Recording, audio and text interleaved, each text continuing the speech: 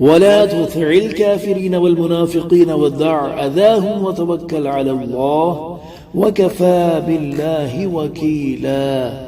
ترجمہ کنز العرفان، اور کافروں اور منافقوں کی بات نہ مانو اور ان کی ایذا پر درگزر کر دو، اور اللہ پر بھروسہ رکھو اور اللہ کافی کام بنانے والا ہے۔ تفسیر صراط الجنان، یعنی اے حبیب صلی اللہ تعالی علیہ وآلہ وسلم، آپ مکہ کے کافروں اور مدینہ کے منافقوں کی بات نہ ماننے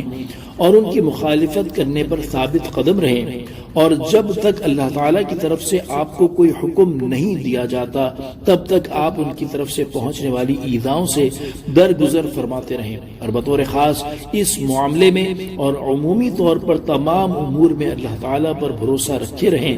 اور جو دنیاوی اور اخروی امور میں اللہ تعالیٰ پر بھروسہ رکھے تو اللہ تعالیٰ اسے کافی ہے۔ اس آیت سے معلوم ہوا کہ اللہ تعالیٰ پر توکل کرنا عظیم کام ہے، لہذا بندے کو چاہیے کہ وہ اسباب اختیار کرنے کے بعد اللہ تعالیٰ پر توکل کرے اور اسی پر بھروسہ رکھے اور اپنا معاملہ اسی کے سپرد کر دے، کیونکہ جو اللہ تعالیٰ پر توکل کرتا ہے تو اللہ تعالیٰ اس کے تمام دنیاوی اور اخروی امور میں اسے کافی ہوتا ہے۔ مسلمانوں کو توکل کی ترغیب دیتے ہوئے اللہ تعالیٰ ارشاد فرماتا ہے، ترجمہ کنز العرفان، اگر اللہ تمہاری مدد کرے تو کوئی تم پر غالب نہیں آ سکتا، اور اگر وہ تمہیں چھوڑ دے تو پھر اس کے بعد کون تمہاری مدد کر سکتا ہے، اور مسلمانوں کو اللہ ہی پر بھروسہ کرنا چاہیے۔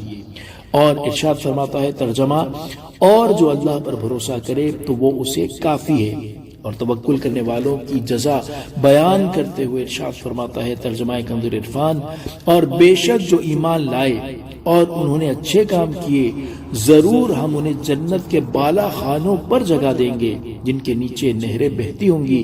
ہمیشہ ان میں رہیں گے۔ عمل کرنے والوں کے لیے کیا ہی اچھا اجر ہے، وہ جنہوں نے صبر کیا اور اپنے رب ہی پر بھروسہ رکھتے ہیں۔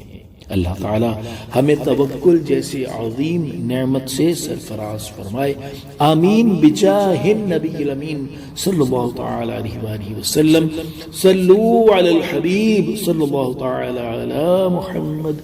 صلی اللہ تعالی علیہ وآلہ وسلم۔